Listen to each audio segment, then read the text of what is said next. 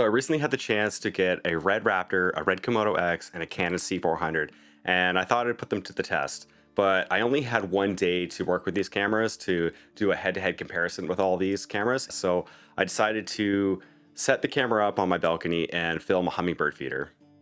I'm currently in the market to buy a new camera for wildlife filmmaking, and these are the three cameras that are in contention for what I want to purchase. And I'm also considering maybe a DSM-C2 system, but the systems are getting a little outdated right now. So I thought I would just look at the next lineup of the latest and greatest cameras and put them to the test and see what's best for my workflow.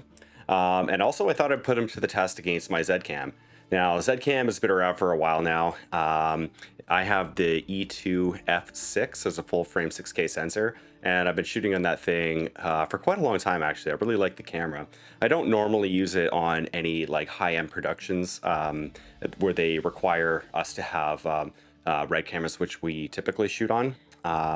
But overall, I really like the Zcam. It has a really good overall image. It's got a great user interface and great usability. And I thought I'd compare, what do these high-end cinema cameras have to offer versus something like a Zcam.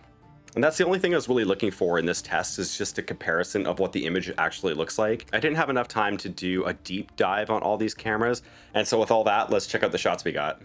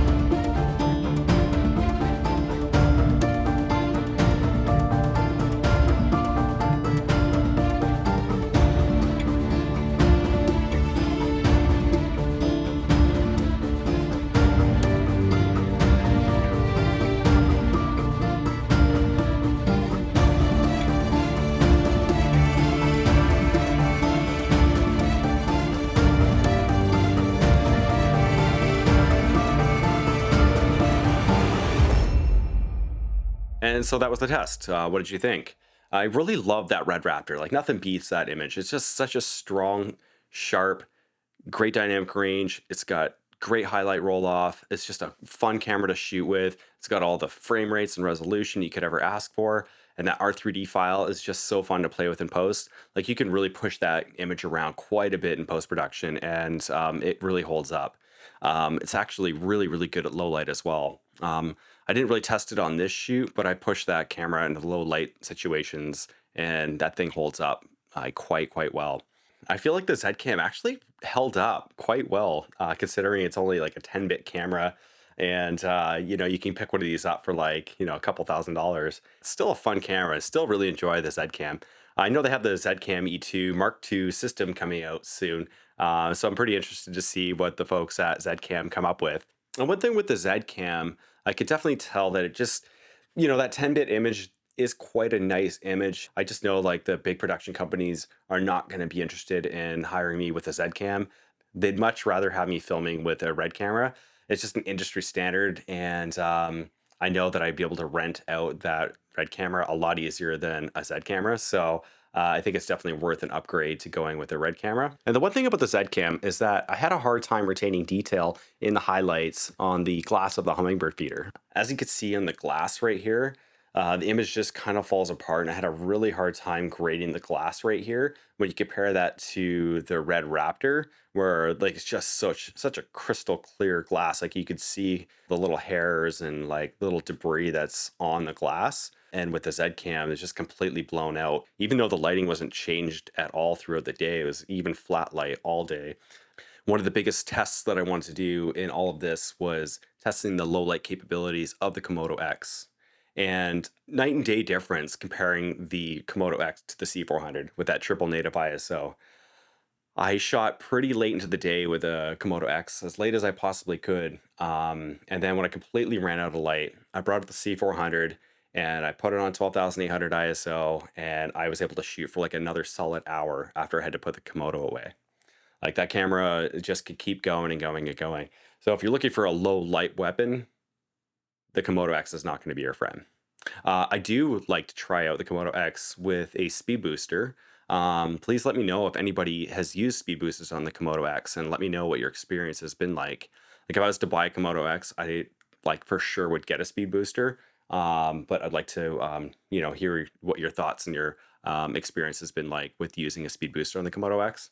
I did pump up the ISO and post on the Komodo X to see how well it was going to hold up, but that image really falls apart. Like I can't even film off speed at all. Like I have to be shooting at maybe 30 frames a second or 2398 just to have any usable exposure at all. But with the C400, I was still shooting like 6K at like 60 frames a second, and I still had plenty of light for that for like well over an hour after I had to put the Komodo away.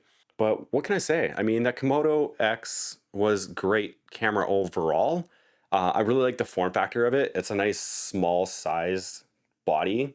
It's nice and lightweight when I have to go trekking into the mountains, or I'm doing these big treks and I have like a nice lightweight kit. That camera checks the box for all of that. One thing with the C400 with this triple native ISO and built-in NDs, it's just a fantastic camera. But one thing about it is that when I was pushing the grade around in post production, I felt when I was, side by side grading the red footage, that 16-bit R3D RAW file next to the Canon RAW 12-bit image, like that image is quite well, but I just had a harder time really pushing it around. Though it did grade quite nicely, and the files to work with on that camera are really, really nice to work with. It plays back really, really well in Resolve, and the files aren't astronomically huge compared to the Raptor at 8K. And so after this one-day test, I still feel a bit inconclusive of exactly what camera I want to get.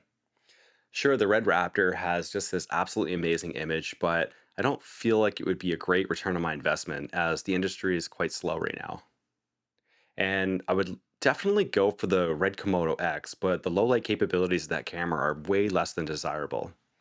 Like animals move at dusk and dawn, and that's when I'm going to need the light the most. So I don't know if the camera's going to hold up, unless maybe I get the speed booster to see if that would help.